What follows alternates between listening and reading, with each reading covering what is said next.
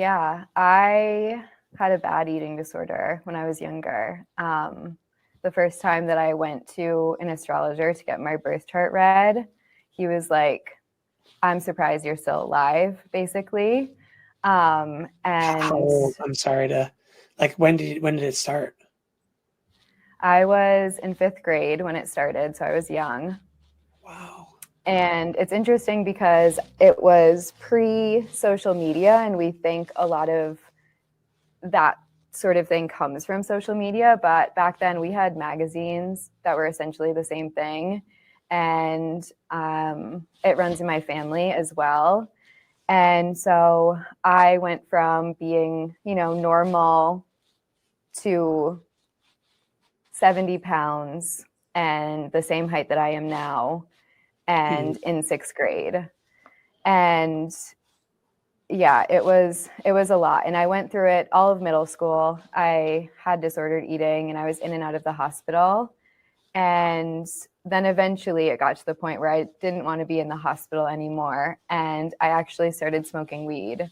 And that honestly helped me get out Yeah. of the eating disorder a little bit because you get the munchies. Yeah. Um, What was it? Did you just want to be thin? What was it? Do you remember the thoughts or the vrittis, if we use it, like the unhelpful vrittis that were going on in your um, adolescent mind? Honestly, eating disorders are a weird thing because you kind of don't notice that it's happening when it is. And so, a little, like, I always grew up with the magazines, like I was saying, and I was really into fashion. I still am. And so, magazines were the thing that really inspired me. And I would always be getting them. And it subconsciously worked its way into my mind that you have to be the skinny. And back in this was around 2005 to 2007-ish. So it was the early 2010s, where it was just, that was the ideal. It was like super skinny.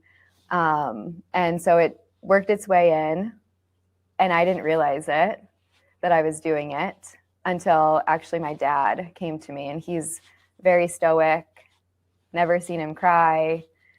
Um, my mom was the more emotional one, and he came to me so upset, being like, we need to do something. Like, you're not okay.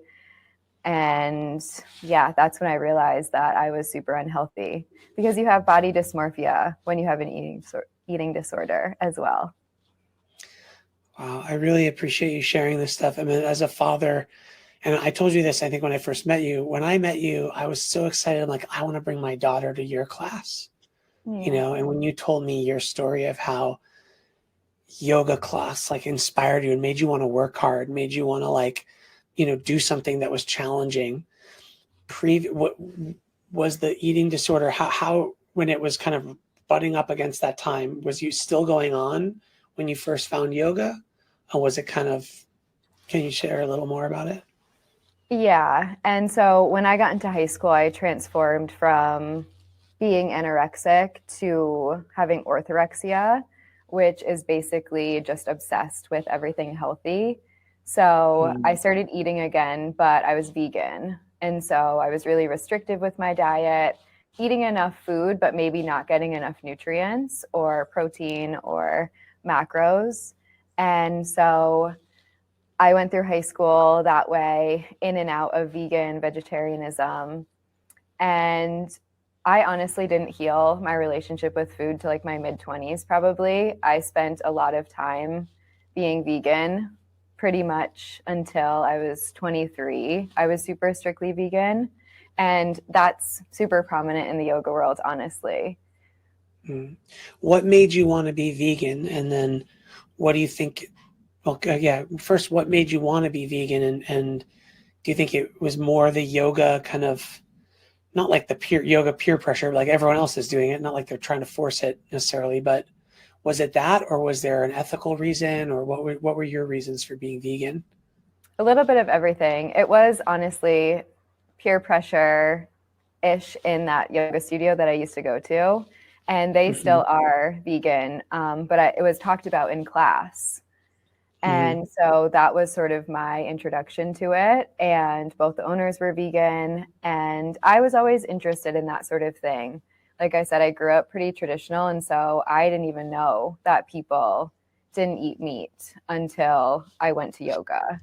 Right. So, yeah. And I wanted to be healthy. I wanted to do it for the animals. But it's that sense of control that you have over the food, which I struggled with previously.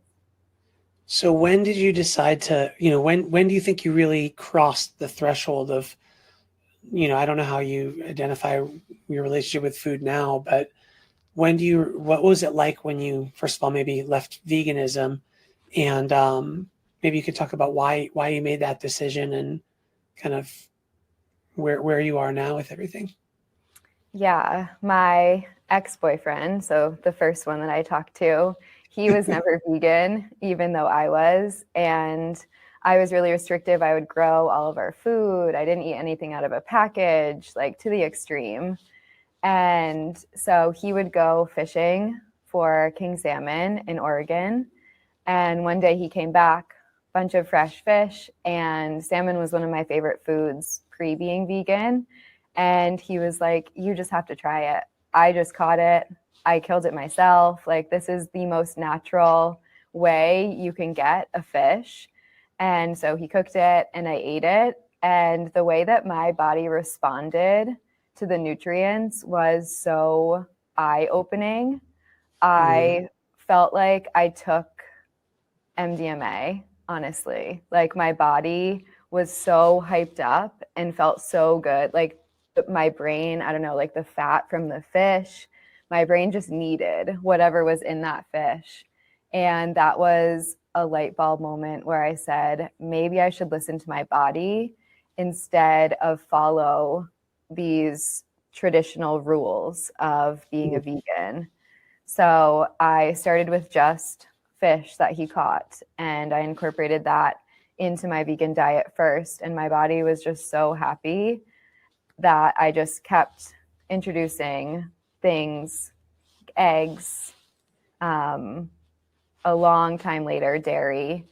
But yeah, now I just eat everything. I enjoy, which before I never enjoyed meals out because I was always worried about, if I could find something that I could eat or what they were using to cook with, like the oils, or if the food was organic, that sort of thing. And so it was a good intention to be healthy or mindful with eating, but it spiraled into a controlling, unhealthy stress feeling every time I ate. Wow. I mean, that amazing awakening is the actual listening to your body. Mm-hmm. And it's interesting, it parallels your yoga journey, because when you listen to your body as a yogi, that's when you realize, like, oh, weights are good. Totally. Yeah. Because there's a lot of yogis that are doing things because either that's the rule, like that's what the tradition says we're supposed to do. And there's, and in its defense, classically hatha yoga was about transcending the body. As a Taoist myself, I believe that our yoga should help us get more into the body, and that the body will one day decay and die, but that doesn't mean we shouldn't, like, fully embrace that part of us.